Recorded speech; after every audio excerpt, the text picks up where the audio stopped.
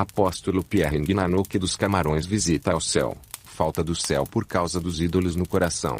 Isso aconteceu no dia 3 de julho do ano de 2015 em Ashland, Virgínia. Eu saí de Camarões para ir a Ashland para uma reunião campal de uma semana, mas acabei ficando 3 meses lá, conforme o Senhor me instruiu.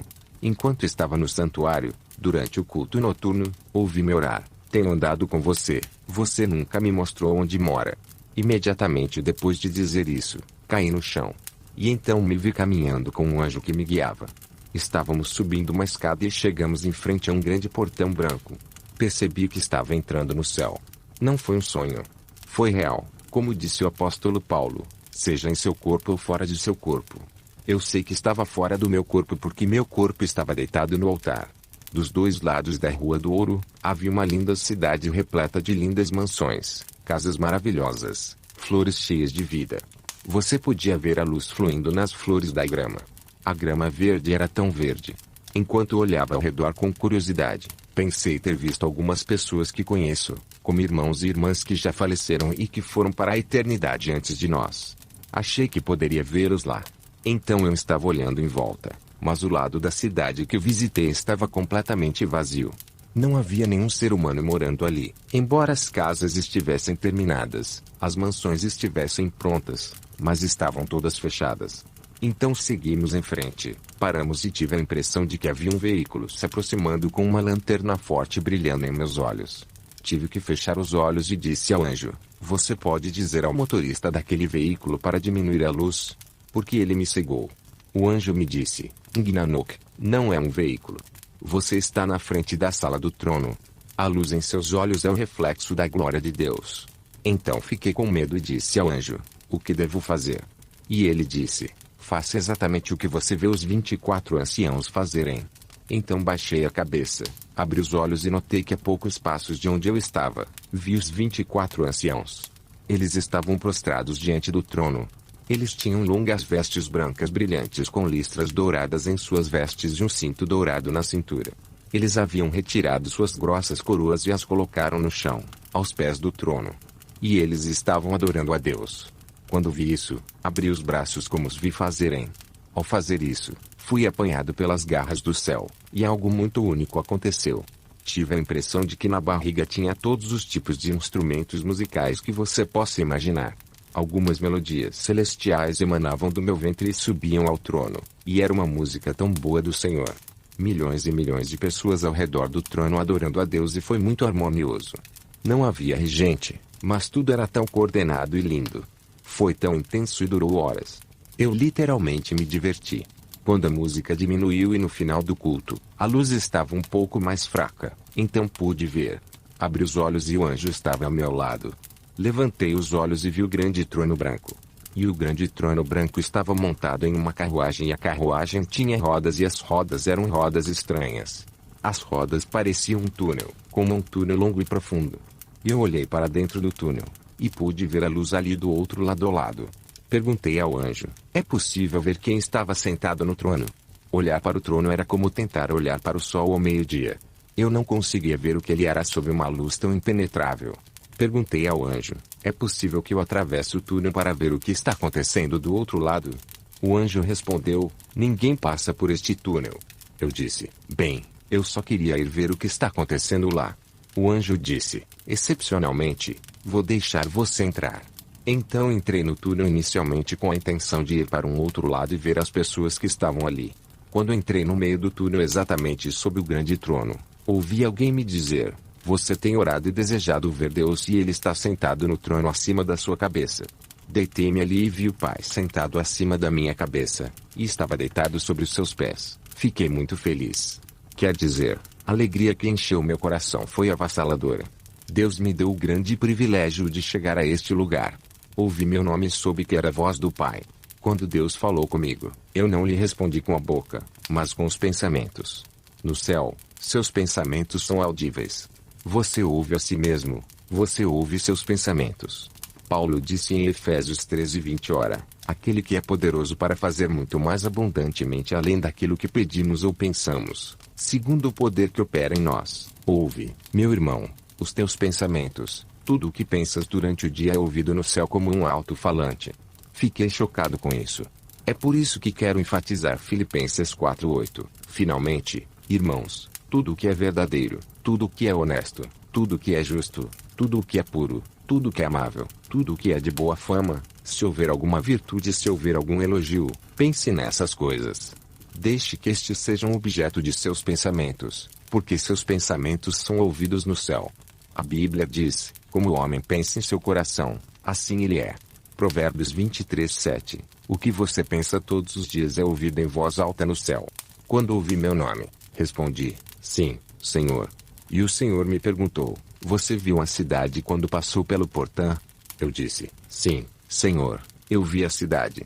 E ele me disse, você notou que as mansões estão todas acabadas? As obras estão concluídas e as mansões estão prontas. Sim, Senhor, eu vi.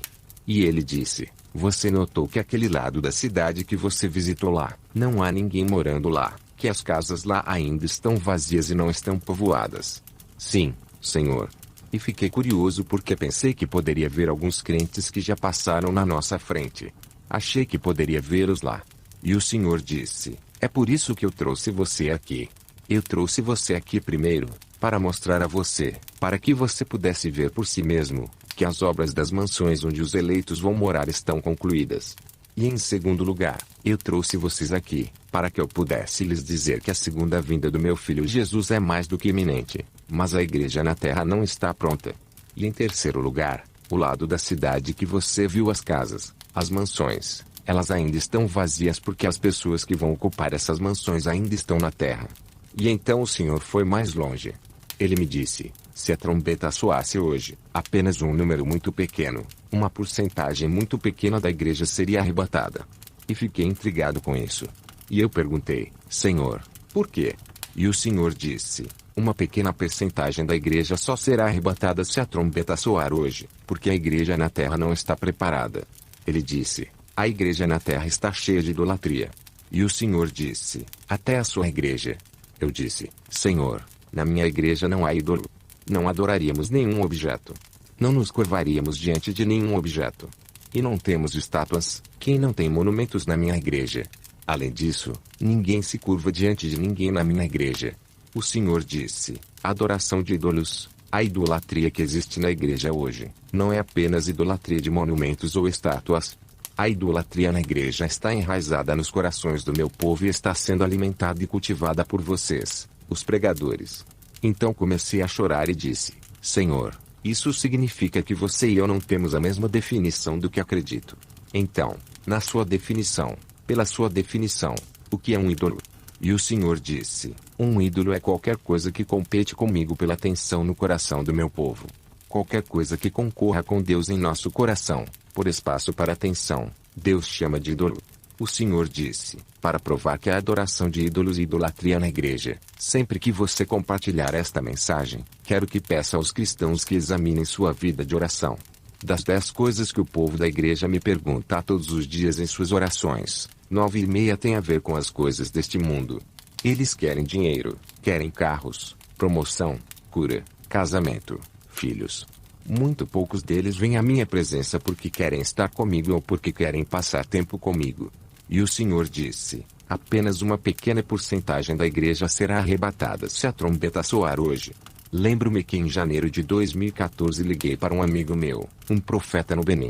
Ele havia tirado 9 meses de retiro para buscar a Deus e orar. Enquanto orava, ele entrou em transe, e Deus lhe mostrou uma visão aberta e nesta visão o mundo chegou ao fim. Deus reuniu os habitantes da terra de um lado, e o reino dos céus estava do outro lado. E no meio havia uma ponte, e debaixo da ponte estava o lago de fogo. Deus estava fazendo uma chamada. As pessoas estavam sendo chamadas uma após a outra. E quando o seu nome for o chamado, você vem até a ponte, e então o Senhor começará a lhe contar a história da sua vida. Enquanto o Senhor falava, havia como um tapete rolante na ponte movendo você gradualmente em direção ao reino dos céus. Se o Senhor terminou de dizer tudo o que tinha a dizer e você ainda não atravessou, a ponte se abrirá e você cairá no lago de fogo. Ele disse que das 1000 pessoas que foram chamadas antes dele, apenas 2 conseguiram entrar no reino. O resto deles caiu no lago de fogo. Ele foi a 1001ª pessoa. Quando chegou a sua vez, O Senhor começou a dizer-lhe: você é um profeta, viajou pelo mundo, fazendo conferências, seminários, cruzadas, plantou igrejas, pastoreou muitas pessoas, fez isto e aquilo. E ele continuou dizendo: sim, Senhor, sim, Senhor. E ele estava se movendo gradualmente. Ele disse que estava a poucos passos de cruzar para o reino quando Deus disse: infelizmente, todas essas coisas você estava fazendo por si mesmo, e não por mim. Ele disse, e a ponte se abriu e eu caí no lago de fogo. Foi daí que ele saiu da visão tão medroso. E então o Senhor começou a dizer-lhe para se preparar para o tempo do fim e para preparar a igreja.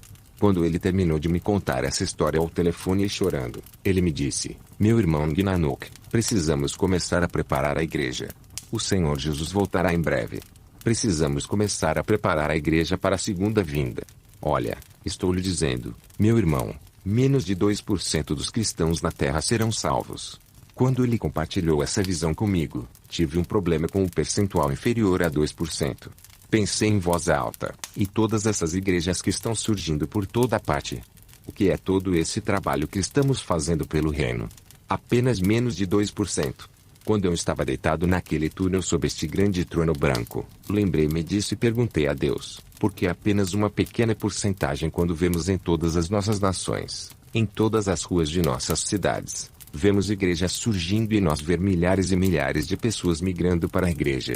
O Senhor respondeu: Gnanok, não se deixe enganar por esse grande número de pessoas que você vê fluindo para a igreja. A maioria dessas pessoas não vem à igreja porque me querem. Eles entram na igreja porque querem as coisas que dou.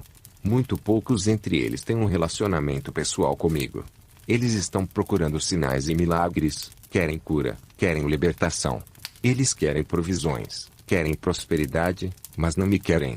Não sou eu que eles querem.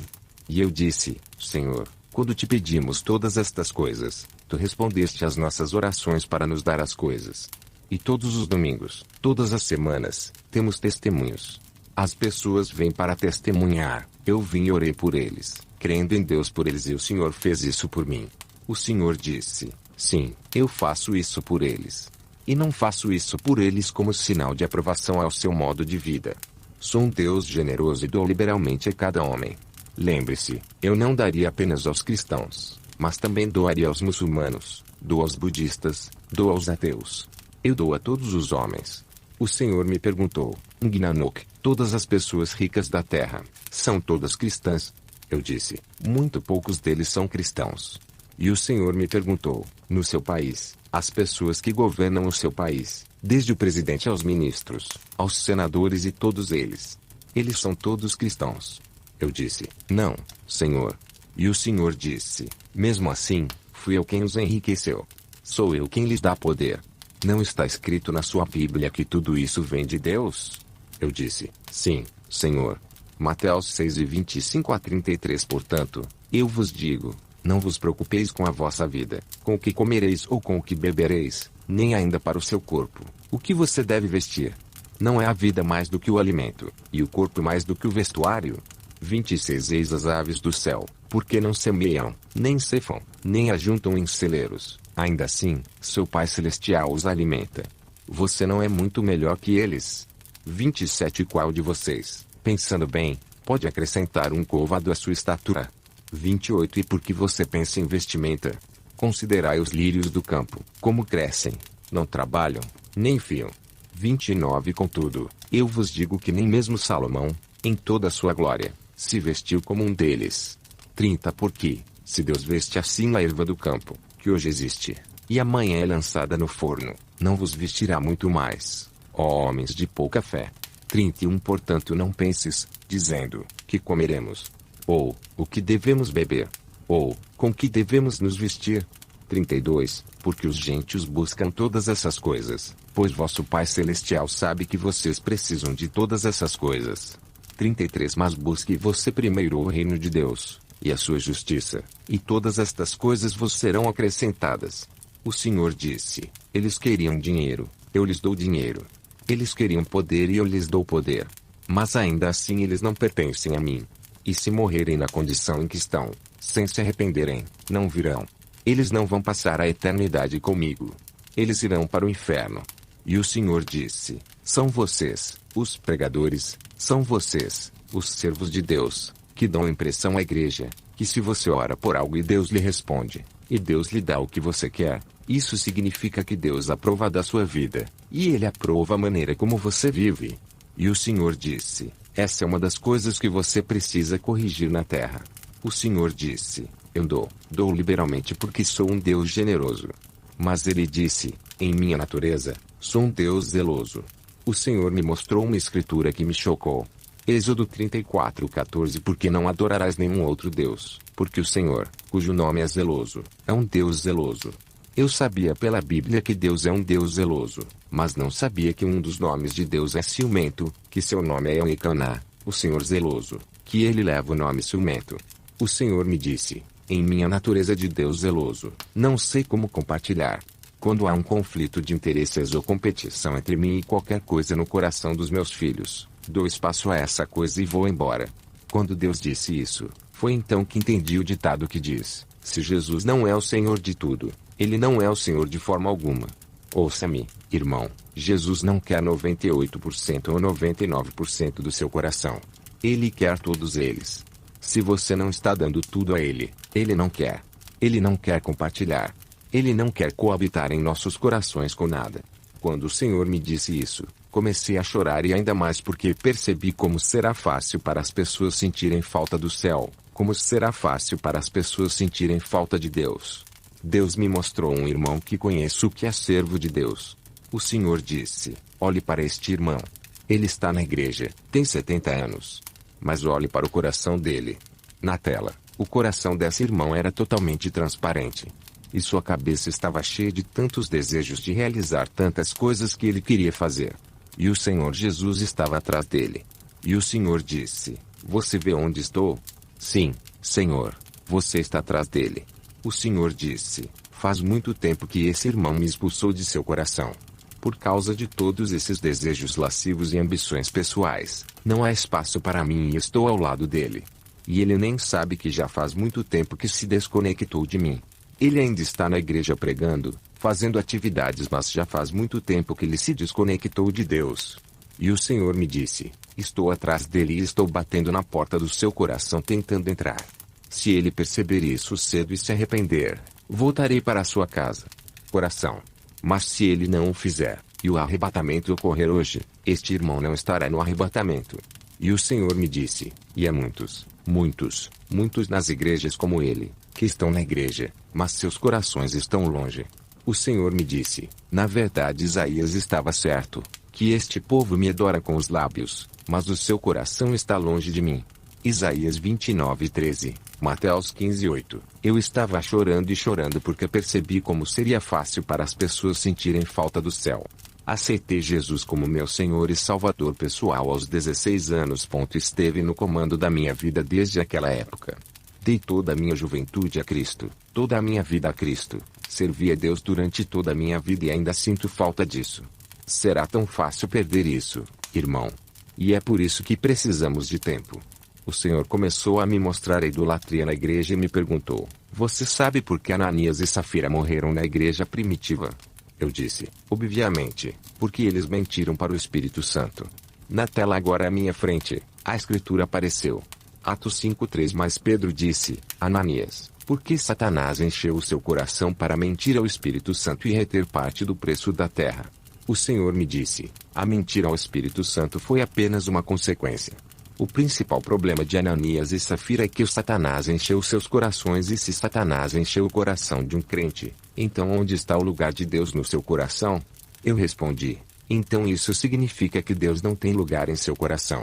E o Senhor me disse, as igrejas estão cheias de pessoas como Ananias e Safira. Eles estão nas igrejas, mas não tem espaço para Deus em seus corações. Quando o Senhor me disse isso, chorei.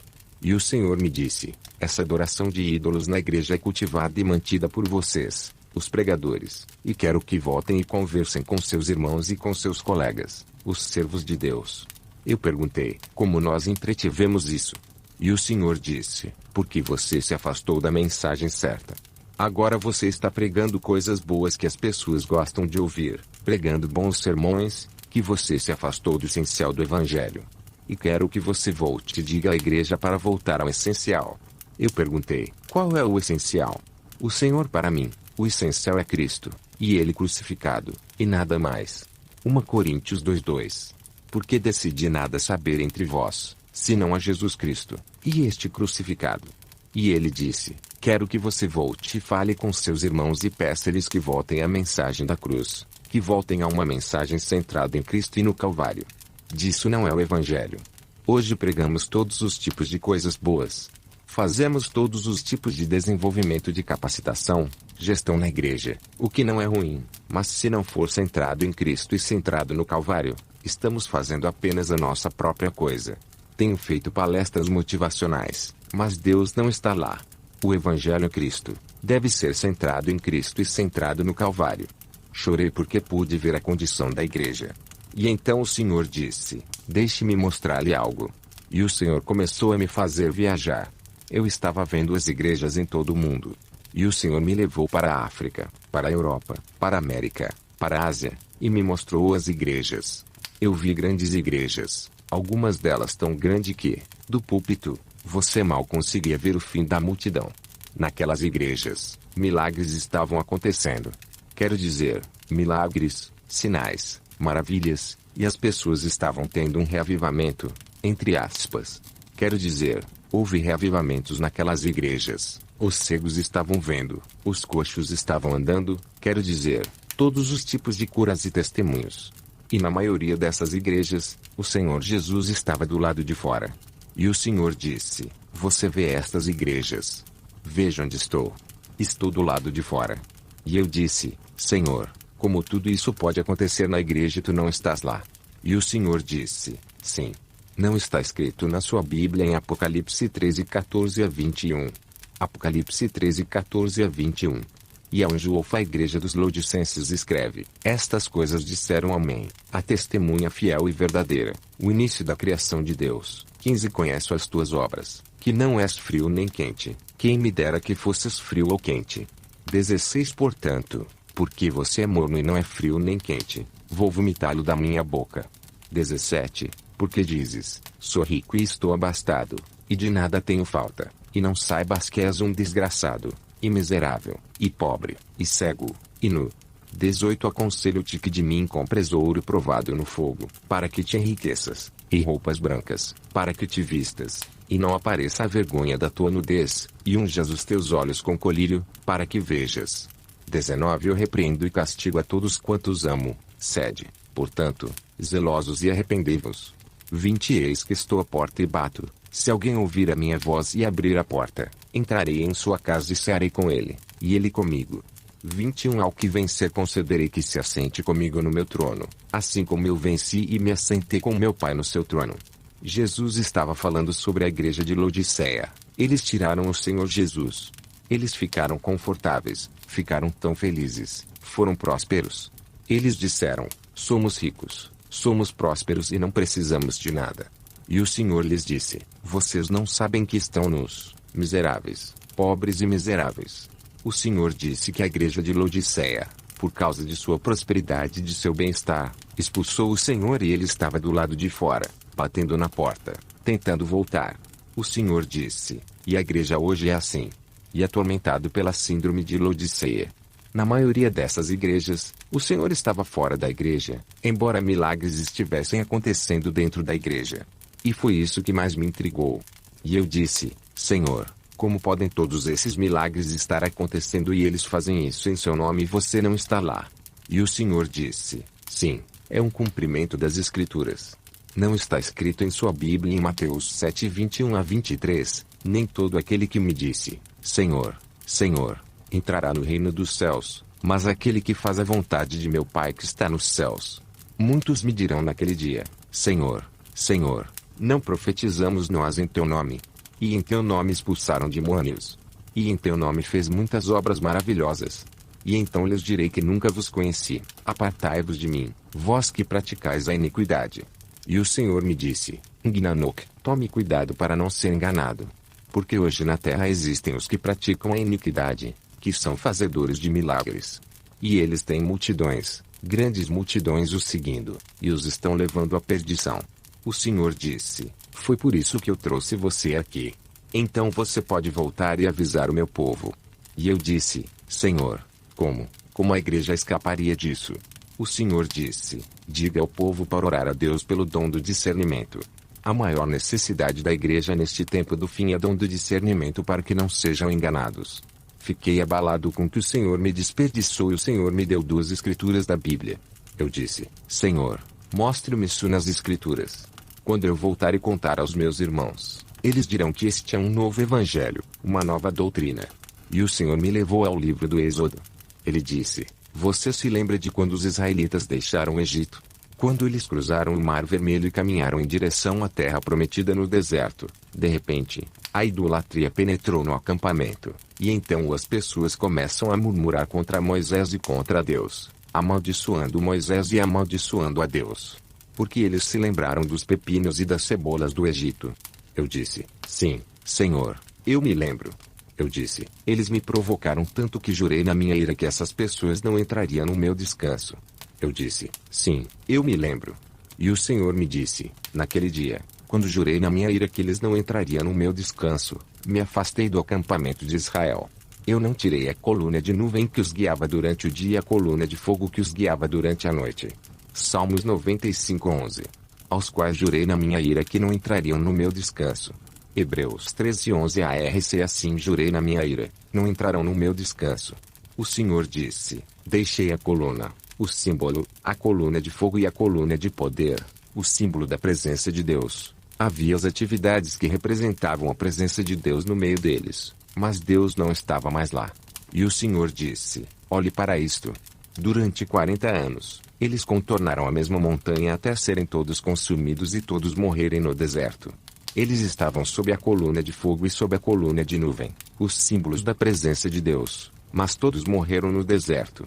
Fiquei tão chocado. Meu choque foi como ver que podemos estar tão ocupados servindo a Deus, e mesmo tendo milagres e todas essas coisas, ainda assim não estamos a caminho do céu. Foi tão chocante para mim. E o Senhor me disse, Gnanok, tenha cuidado, lembre-se que Elias estava na montanha do Senhor, e o Senhor trouxe 1 Reis 19:11-13. 1 Reis 19:11-13 e ele disse, sai, e põe-te no monte diante do Senhor. E eis que o Senhor passou, e um vento forte rasgou os montes e quebrou as rochas diante do Senhor. Mas o Senhor não estava no vento, e depois do vento houve um terremoto, mas o Senhor não estava no terremoto. 12 Depois do terremoto um incêndio, mas o Senhor não estava no fogo, e depois do fogo uma voz mansa e delicada. 13 E aconteceu que, quando Elias ouviu isso, envolveu o rosto no manto, e saiu, e pôs-se à entrada da caverna. E eis que veio a ele uma voz e disse, que fazes aqui, Elias? E o Senhor me disse, Gnanok, tenha cuidado. Eu sei que você quer fazer milagres, quer andar em sinais e maravilhas. Mas tenha cuidado, porque você pode ter um ministério poderoso, você pode ter um ministério de fogo, você pode ter um ministério de terremotos e ainda assim não ter Deus. Você pode ter todas essas coisas e não ter Deus. E o Senhor me disse, é por isso que quando os 70 discípulos voltaram, eles se alegraram, dizendo, Senhor, vimos milagres. Vimos até que os demônios estavam sujeitos a nós em teu nome. E o Senhor disse, e eu lhes disse, não se alegrem porque essas coisas estão acontecendo com vocês, porque até mesmo os que praticam a iniquidade podem fazer essas coisas. Alegrem-se porque seus nomes estão escritos no livro da vida. Lucas 10:17, 20. E os 70 voltaram com alegria, dizendo, Senhor, até os demônios se sujeitam a nós pelo teu nome. 20 Não obstante, não vos alegreis como o fato de os espíritos estarem sujeitos a vós, mas antes alegrem-se, porque seus nomes estão escritos no céu. Isso realmente me chocou. Então eu quero te dizer, irmão, ei, eu oro enquanto você me ouve hoje. Eu oro para que o Senhor lhe dê o dom do discernimento para que você conheça aqueles que estão genuinamente servindo a Deus, os verdadeiros servos de Deus do falso. Os milagres e os sinais não são suficientes para qualificar alguém como um genuíno servo de Deus, porque na terra, os muitos que praticam a iniquidade também estão fazendo milagres. E de fato, a Bíblia até diz que nos últimos dias eles realizarão milagres tão grandes que poderão até fazer descer fogo do céu. E o Senhor disse que se os dias não fossem abreviados, até os escolhidos seriam enganados. Apocalipse 13:13. E ele faz grandes maravilhas, de modo que faz descer fogo do céu sobre a terra, à vista dos homens. Mateus 24 e 22 AR6 Se aqueles dias não fossem abreviados, ninguém se salvaria, mas por causa dos escolhidos aqueles dias serão abreviados. Mateus 24 e 24 Porque surgirão falsos cristos e falsos profetas e farão grandes sinais e prodígios, para que, se fosse possível, enganassem até os eleitos. Se você é cristão, um crente, espero ter aberto seus olhos e que você tenha o dom do discernimento e saiba o que é certo e o que é errado. O Senhor me disse, em seus cultos, quando chega a hora de oferecer, cada um tira sua oferta do bolso e dá algo como $1 ou $5. Mas no decorrer do mesmo culto, se o Espírito de Deus começar a se mover, e o profeta começar a profetizar para um irmão que acabou de dar uma nota de $10 a Deus. Quando o profeta lhe dá uma profecia poderosa como, acabei de ver você. Eu vi Deus abrindo portas para você. Você vai se tornar um bilionário. O mesmo irmão que acabou de dar os $10 na cesta de ofertas agora dará os $100.000 para selar sua profecia. E o Senhor me disse, isso é idolatria. Quando chegou a hora de me amar, ele me deu $10. Agora ele me dá $100.000 para selar sua profecia. Ele pode até dar 1 milhão. Isso é idolatria. O Senhor me disse, olhe para os obreiros que estão na igreja e para os estudantes. Todas as semanas, de segunda a sexta-feira ou a sábado, tem de estar no trabalho ou na escola às 7h30 ou às 8 horas. Eles acordam às 5, se arrumam, tomam o café da manhã, garantem que chegam ao trabalho ou à escola na hora certa. Mas aos domingos, as mesmas pessoas que são cristãs chegam tarde à igreja. O culto pode começar às 9 ou 10 horas, mas eles chegam tarde à igreja. O Senhor me disse, isso é adoração de ídolos. E eu disse, Senhor, como? E o Senhor disse, porque eles não veem que eu sou a fonte de suas vidas. Eles consideram seu relacionamento com Deus garantido. Eles vêm para a igreja, arrastam os pés para a igreja, na maior parte do tempo. Eles não vêm para os cultos do meio da semana, para o estudo da Bíblia, para as reuniões de oração. E quando você pergunta, eles dizem, eu estava cansado ou domingo é meu único dia de folga. O Senhor começou a me mostrar muitos casos de adoração de ídolos na igreja. Eu estava chorando porque estava vendo como a igreja se parece com o mundo. E o Senhor me disse, estou mandando você de volta para que você possa ir falar com eles. Quando o Senhor me disse para voltar, eu não quis voltar. Foi tão bom estar lá. Eu não queria voltar. Deus, eu vou ficar aqui. Tenho certeza de que eles virão e se juntarão a mim. O Senhor disse, não, estou mandando você de volta porque você não terminou sua tarefa. Quero que você volte e fale com a igreja e certifique-se de que todos ouçam esta mensagem. Há uma coisa que vai impedir muitas pessoas de entrar no céu, a adoração de ídolos.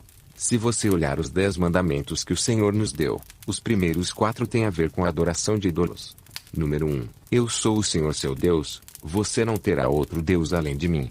Número 2. Você não deve se curvar diante de nenhum outro objeto ou não deve prostrar-se diante de qualquer homem ou objeto, pois o Senhor seu Deus não tolerará isso. O número 3 diz, você não deve tomar o nome do Senhor levianamente, porque o Senhor não deixará de punir ninguém que tome seu nome levianamente. E o número 4 é, você se lembrará do dia do Senhor para santificar o dia do sábado. Êxodo 21:10 E Deus falou todas estas palavras, dizendo, 2 Eu sou o Senhor teu Deus, que te tirei da terra do Egito, da casa da servidão. 3 Não terás outros deuses diante de mim. 4 Não farás para ti nenhuma imagem esculpida, nem qualquer semelhança de alguma coisa que esteja em cima no céu, ou que esteja embaixo na terra, ou que esteja nas águas debaixo da terra.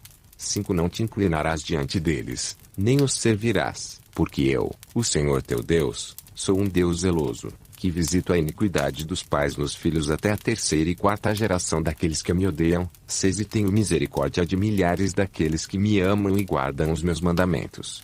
7 Não tomarás o nome do Senhor teu Deus em vão, porque o Senhor não terá por inocente aquele que pronunciar o seu nome em vão. 8 Lembra-te do dia de sábado, para o santificar. 9 6 dias trabalharás e farás toda a tua obra. 10 Mas o 7º dia é o sábado do Senhor teu Deus, nele não farás nenhum trabalho, nem tu, nem teu filho, nem tua filha, nem teu servo, nem a tua serva, nem o teu gado, nem o estrangeiro que está dentro das tuas portas. Tudo isso tem a ver com o coração, com o nosso relacionamento com Deus, com o respeito aos ídolos. Então o Senhor disse, estou enviando você de volta para falar com a igreja.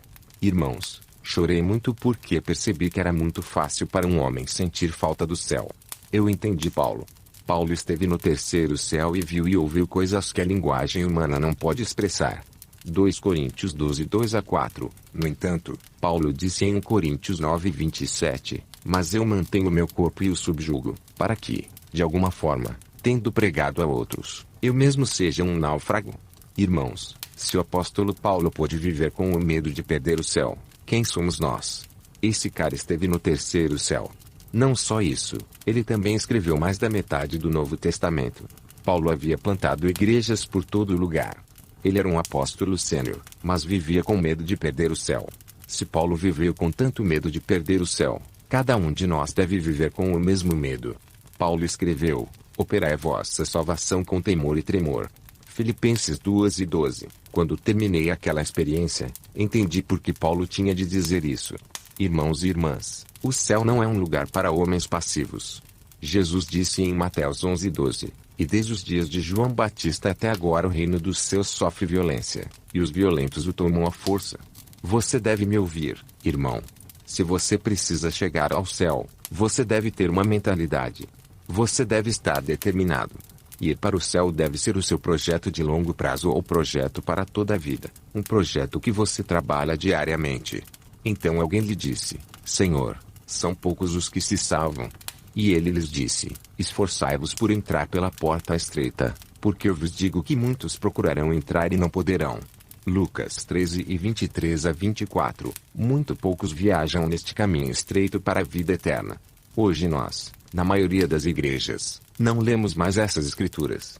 É como uma mensagem ultrapassada e um evangelho ultrapassado. Neste momento, as pessoas querem prosperidade, querem bênçãos, querem um avanço. O que não é ruim. E Deus quer nos dar isso, desde que a nossa salvação já esteja garantida. O Senhor disse: quero que você vá e diga à igreja para ter cuidado porque muitas pessoas na igreja perderão o arrebatamento. Ouçam-me, irmãos, enquanto estou falando com vocês agora. Existem 5 irmãs em Cristo que estão queimando no inferno. A Bíblia as chama de virgens tolas. Essas meninas eram virgens. Eles nunca cometeram fornicação. Eles nunca cometeram adultério. Eles nunca foram a boates, nunca beberam, fumaram ou fizeram todas essas coisas ruins que conhecemos. No entanto, no último minuto, eles perderam. E foram lançados fora, onde há choro e ranger de dentes. É tão fácil alguém perder a salvação. Irmãos, isso é sério. E estou falando com você com lágrimas nos olhos.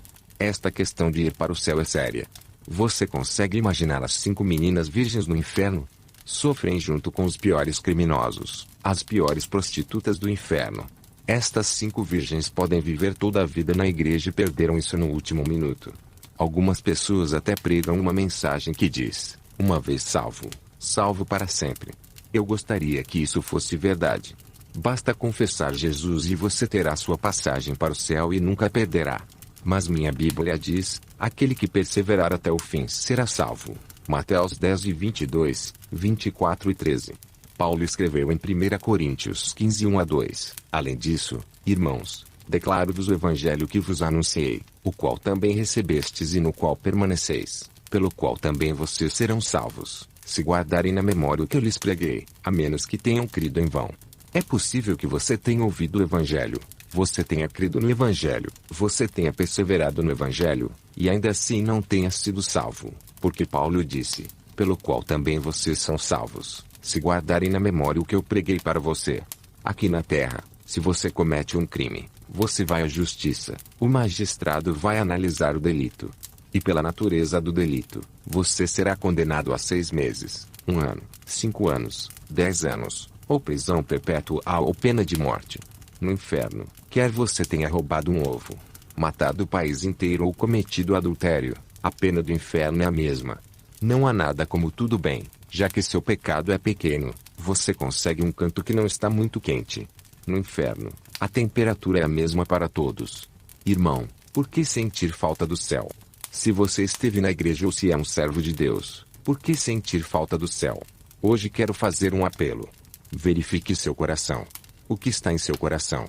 Pode haver ídolos em sua vida que possam impedi-lo de chegar ao céu, que o impeçam de passar a eternidade com Deus. Mas é tão fácil alguém ter estado nesta vida e sentir falta dela. Veja Judas Iscariotes. Você sabia que Judas foi um dos 70 que Jesus enviou? Que ele saiu e até expulsou demônios e fez milagres. Quando Jesus abençoou o pão e o deu aos seus apóstolos para distribuir à multidão faminta, Judas foi um deles que viu o pão se multiplicar em sua mão. A Bíblia diz que Satanás entrou nele, João 13:27. Jesus até o chamou de demônio, pois em João 6:70, ele diz: não escolhi vocês 12 e um de vocês é o diabo. Jesus também o chamou de filho da perdição, João 17:12. Então se Judas é o diabo, o filho da perdição, um demônio poderia fazer milagres, qualquer um pode fazer milagres. Judas fez tudo isso e todos sabemos onde Judas está hoje. Então o meu apelo para você é este. Este é o momento em que o Senhor Jesus está no porta. Sua segunda vinda é mais que iminente. Irmãos e irmãs, os sinais da segunda vinda do Senhor são tão numerosos hoje que basta um cego para não ver. Todos nós sabemos que o mundo vai acabar e o Senhor me disse, a segunda vinda do Senhor Jesus é mais do que iminente. E estou compartilhando essa mensagem com você para que você possa se preparar. Olhe dentro do seu coração e expulse todos os ídolos. Acerte as coisas com Deus. Prepare-se porque o Senhor está vindo. Antes de voltar para a terra, perguntei, por favor, Senhor, mostre-me qual é o ídolo que está em meu coração, para que eu possa atirá-lo porque não quero perder o céu sem motivo. E o Senhor me disse, Nganok, se ainda há algo na terra que impressiona a você, essa coisa é um ídolo. Se há algo na terra que você deve fazer a todo custo, que você deve ter a todo custo ou que deve ser, a todo custo, isso é um ídolo. Quando você teve tal experiência, quando você votou, esta terra não significa mais nada. Paulo disse a Timóteo em 1 Timóteo 6:8, e, tendo comida e vestidos, estejamos satisfeitos com isso. Paulo está dizendo, isso nos basta, pois este mundo está passando. Na igreja somos tão gananciosos, tão apegados às coisas deste mundo.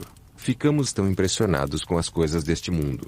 Na igreja hoje temos pessoas que querem ganhar dinheiro, por todos os meios, querem viajar, por todos os meios, querem ter dinheiro, emprego, seja o que for, por todos os meios. Tê-los não é ruim, mas ter Jesus é o melhor. Em nosso caminho para o céu, se Deus nos dá carros, e nos dá casas, e nos dá esposas e filhos, e nos dá nossos maridos, e nos dá promoção, e nos torna grandes no caminho, tudo bem. Mas, quer os consigamos ou não, o nosso foco deve ser chegar ao céu e viver com Deus. Escute-me. O céu é real. O céu é um lugar tão lindo. E eu não gostaria que você sentisse falta do céu sem motivo. Estou fazendo uma ligação hoje. Talvez você esteja na igreja, talvez tenha nascido e sido criado na igreja, ou seja pastor. Um cristão disse certa vez, se você perder o céu, não sentirá a falta do inferno. Estou fazendo um apelo. Hoje é o dia. E Deus lhe deu o privilégio de ouvir esta palavra para que você acerte as coisas com Deus. Olhe dentro do seu coração. Quais são esses ídolos que você deve expulsar? Use sua própria mão, retire-os e jogue-os no fogo. Deixe Deus circuncidar seu coração e prepará-lo para a eternidade com Cristo. Quero orar com você. Quero lhe dar a oportunidade de convidar o Senhor Jesus em seu coração. O que você precisa fazer para ser salvo é apenas invocar o nome do Senhor. A Bíblia diz, todo aquele que invocar o nome do Senhor será salvo. Atos 2:21 ARC e acontecerá que todo aquele que invocar o nome do Senhor será salvo. Romanos 10:13 ARC porque todo aquele que invocar o nome do Senhor será salvo. Joel 2:32 ARC e acontecerá que todo aquele que invocar o nome do Senhor será salvo, porque no monte Sião e em Jerusalém haverá livramento, como disse o Senhor, e no remanescente a quem o Senhor deve ligar. Percebi que muitas pessoas em nossas igrejas pregam e fazem apelos ao altar e as pessoas vêm, fazem a oração dos pecadores, mas não são salvas. Então para você ser salvo não é fazer uma oração. Você só precisa clamar genuinamente a Deus, Senhor, Jesus, salve-me. E isso é tudo que você precisa. Se você apenas fizer essa oração, do fundo do seu coração, o Senhor Jesus irá eu te salvo.